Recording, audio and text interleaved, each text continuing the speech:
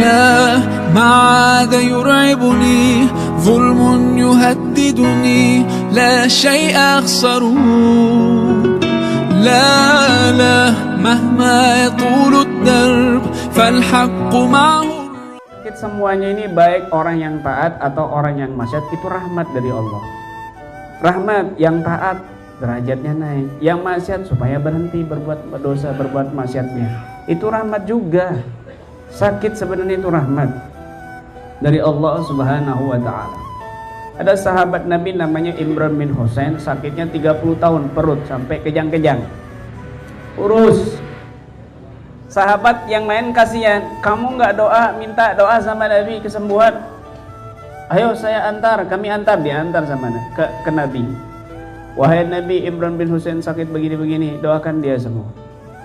Kalau mau sembuh saya akan doakan, kalau enggak kamu sabar. Minta sembuh Imran bin Husain, akhirnya didoakan sama Nabi, sembuh. Subhanallah, besok sembuh.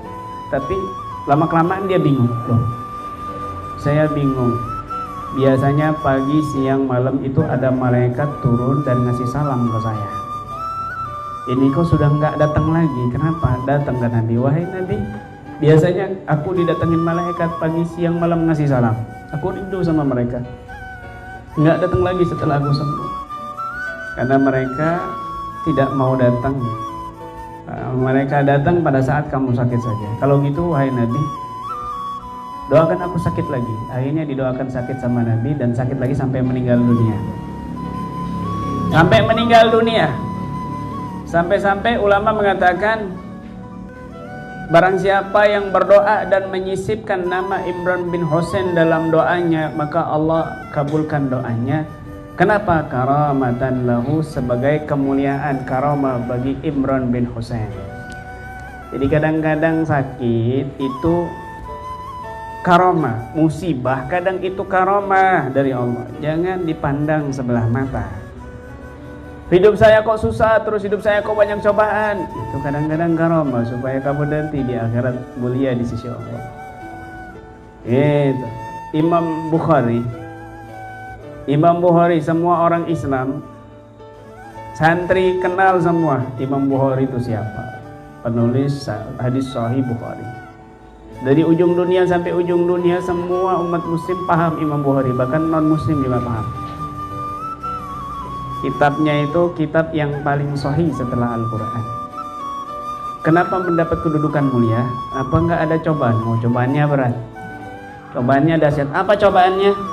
Dibully, difitnah, bukan sama orang-orang biasa, orang awam, bukan, tapi dibully dan dihina, dicaci maki, difitnah oleh para ulama di zamannya di Samarkand. Akhirnya Imam Bukhari pergi ke Hortang, hijrah karena nggak kuat dengan bulian para ulama. Ini ulama, Masya Allah, yang fitnah ulama. Pergi ke Hortang, ternyata difitnah juga. Akhirnya berdoa sama ya Allah, nggak kuat ya Allah, cabut nyawaku. Di tengah perjalanan Imam Bukhari meninggal dunia. Apa yang terjadi setelah itu? Dimakamkan dan kampung itu viral, heboh. Kenapa? Karena kampung tercium bau wangi. Mereka mencari bau wanginya di mana ini. Akhirnya ketemu sumbernya di makamnya Imam Bukhari. Terdengar sampai ke Samarkand, para ulama Samarkand yang memfitnah Imam Bukhari juga dengar. Akhirnya mereka penasaran dan datang ke makam tersebut, ternyata betul. Akhirnya mereka menyesal dengan hinaan dan cacian juga fitnah kepada Imam Bukhari. Masya Allah, difitnah Imam Bukhari, gak mulus hidupnya orang sukses itu. Nabi Musa ini lidahnya kan terbelah dua, bolong lidahnya. Kenapa? Karena waktu masih kecil itu, waktu Fir'aun sama dukun-dukun itu membunuh para anak-anak kecilnya, disembelih. Ada perempuan bayi 9 bulan kelihatan ini laki-laki, langsung dijual bayinya, mutilasi. Kenapa? Karena akan ada nabi dari bayi laki-laki. Nabi Musa ketahuan dari sungai. Oh, lucunya katanya istrinya Fir'aun, saya peliharalah. Tapi Fir'aun nggak mau. Kenapa? Karena ada ramalan bahwa akan datang nabi dari umatnya dari anak laki-laki. Akhirnya dites, ayo kita tes katanya dukun ini semuanya. Dites, kasih sebelahnya kurma, satu piring kurma, satu piring bara api. Kalau dia milih kurma, berarti dia nabi. Kalau dia milih bara api, berarti dia bukan nabi nanti. Akhirnya dipilih di depan itu merangkak-merangkak, mau ngambil Nabi Musa, mau ngambil kurma, ditapok sama malaikat Jibril. Akhirnya ngambil bara api dan dimakan. Akhirnya bolong lidahnya, sehingga Nabi Musa ngomongnya cadel. Akhirnya dibully Nabi Musa. Akhirnya Nabi Musa laporan ke Allah. Nabi Musa kan bisa ngomong langsung sama Allah tanpa hijab. Ya Rabb. Makanya Nabi Musa selalu berdoa, Rabbi shrah li sadri wa yassir li amri wahlul 'uqdatam min lisani yafqahu qawli.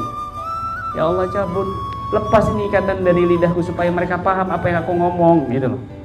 Nah, ngomongnya nggak jelas. Akhirnya adiknya Nabi Harun itu disuruh jadi juru bicaranya. Dibully sampai nggak kuat Nabi Musa. Ya Allah, aku nggak kuat ya Rabb, dibully sama orang-orang. Kufa anni lisanan nas. Tutup mulutnya orang-orang itu ya Allah. Apa jawabnya Allah? Musa, inni lam aktub dzalika indi. Musa, aku nggak tulis itu buat aku. Jangankan kamu wahai Musa, aku aja dibully sama manusia, kata Allah. Dikira punya anak, punya bapak. Jangan kamu wahai Musa, aku aja dibully. Begitu. Artinya apa? Nggak usah peduli sama bulian orang. Kanan kiri nggak usah peduli. Fokus dengan usaha kamu. Fokus dengan ibadah kamu. Fokus dengan langkah kamu.